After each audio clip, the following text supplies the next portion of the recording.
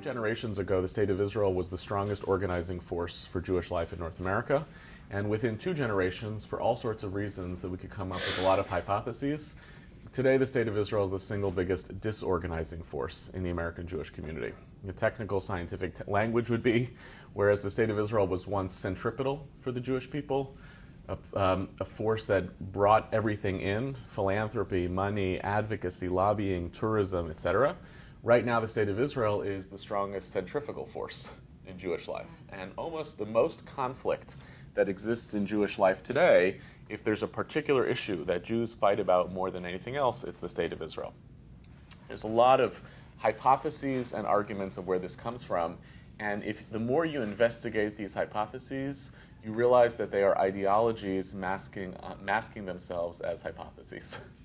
Right? So some people will argue that the reason why American Jews are distancing themselves from Israel is because of the democratically elected government and its policies of the State of Israel. Others will argue that the reason American Jews are distancing from Israel has nothing to do with Israel itself, but has to do with the ethnic and political changeover of who American Jews actually are. Right? Is the problem there, or is the problem here? And the answer, from a kind of neutral perspective, is probably yes. Right? There are factors at work in what Israel is becoming and what American Jews are becoming that are translating themselves into a growing incompatibility or a difficulty for American Jews to be in relationship with Israel. But there are actually 2 problems here. One is the distancing problem.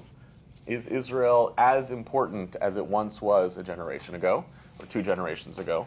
The second issue, though, is for the Jews for whom Israel still matters and Israel is still important, Israel has become a site of profound conflict. Those are actually 2 separate, possibly related problems. Right? The majority of Jews in America do not have Israel as a significant feature of their Jewish identity. That's just an empirical fact. The best laboratory for which to evaluate this is on college campuses. The overwhelming majority of Jewish students on campus are not engaged meaningfully in Jewish life. And even if they are engaged meaningfully in Jewish life, Israel is not something they want to touch. For the 5 to 10% who are engaged meaningfully in Jewish life and connected to Israel, the issue around which they fight about the most relates to Israel itself. So 2 problems that are related. One is distancing, and one is intra-communal conflict when it comes to Israel itself. And I guess when we kind of dig down and try to ask, what is it that's actually inviting much of this intra-communal conflict? Of all the issues, it's not really religion and state issues. It's not really democratic issues, although that's a source of agitation for quite a few American Jews.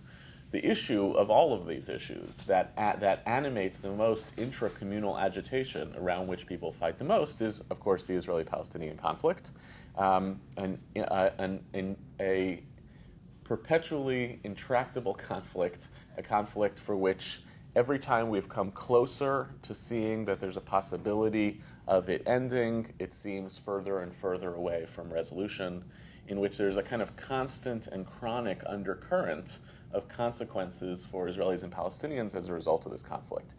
And one of the things that's emerging, therefore, as a result for us as American Jews, is that this Israeli-Palestinian conflict is yielding not only its immediate casualties, which are the lives of Israelis and Palestinians, but this secondary casualty, which is the American Jewish community. It's kind of an extraordinary thing, right?